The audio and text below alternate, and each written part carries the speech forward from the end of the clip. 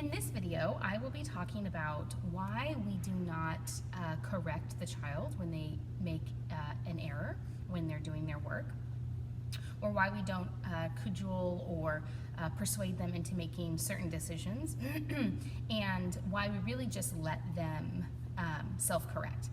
And I'm also going to be including two clips, and the first clip is of a child, a wobbler, working on a work that I had just presented to her, and this is the first time that she's working on this activity. And it's a sensory activity where you're sorting two different colored balls, in this case blue and red, into their correlating containers. So it'll be a blue container and a red container.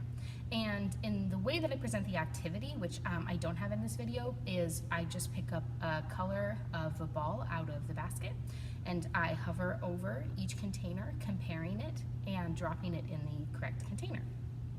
And I'll do this until I'm finished, and then I offer a chance for the wobbler to do this activity. And the first clip you're going to see is the very first time she's working on this, and you'll notice that her only concern is putting all of the balls into one container of no particular color. She doesn't care what color she's picking. She really likes the sound the ping pong balls make when they're dropped into the container. And you can hear in the end, when she's used all the balls and she's put them in the same container, that she kind of makes this sound. She's more upset that the basket's now empty. Now she doesn't have any more balls to continue making that noise. But then she figures out she can dump the balls back into the basket, just like I had shown during my demonstration. So that was wonderful for me to see, that even during the first demonstration, without any help from me, just me observing, she was able to figure out, if I want to continue with this activity, I need to dump the balls back into the basket. So that was wonderful.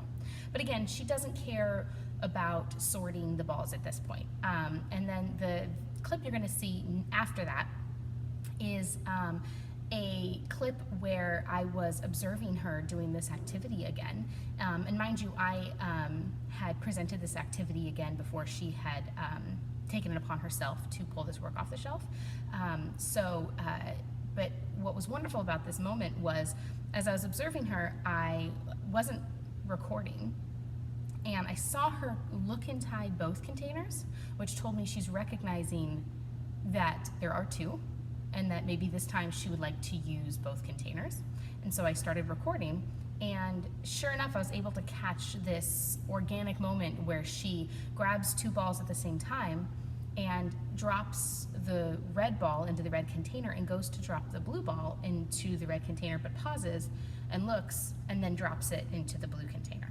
And that was really exciting for me. That's kind of what I live for, is being able to catch those moments where it's like the aha moment for her, and without me having to say or do anything. And so I'll go ahead and put those clips in now so that you can see, and then we'll talk about it afterwards.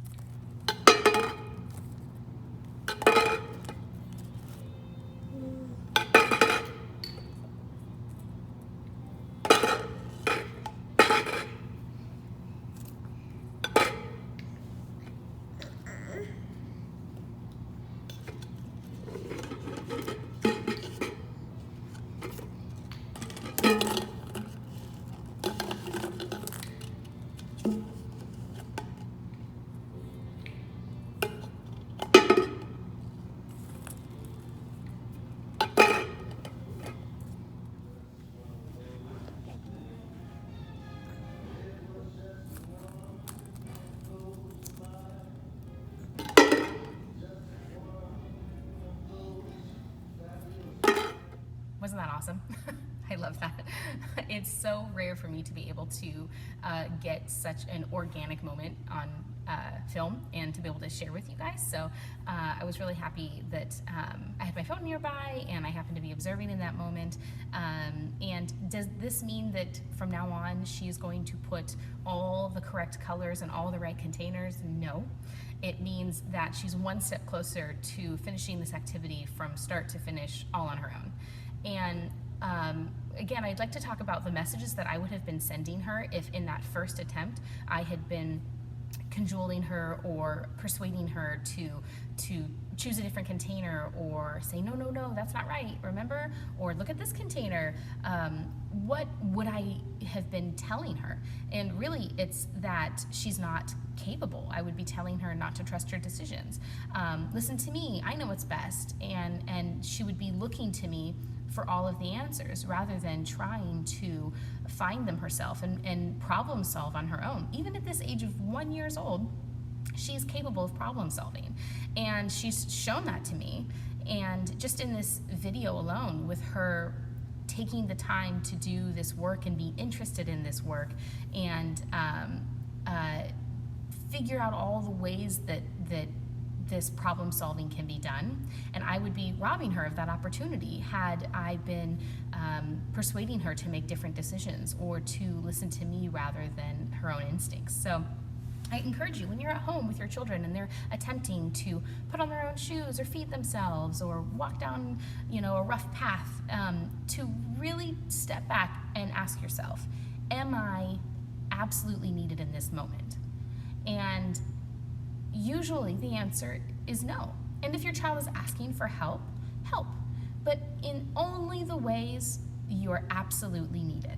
Right? As parents, we tend to want to safeguard our children and make things a little easier for them, or keep them safe from making mistakes. And what we're doing really is robbing them of those experiences that will be so useful to them later in life. The problem-solving skills, the confidence that they get.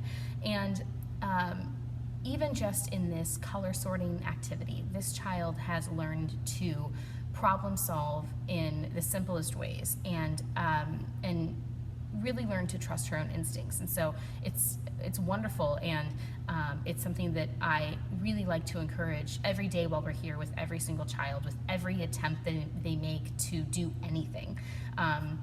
Go to the bathroom, make their own snack, figure out a conflict they're having with a friend.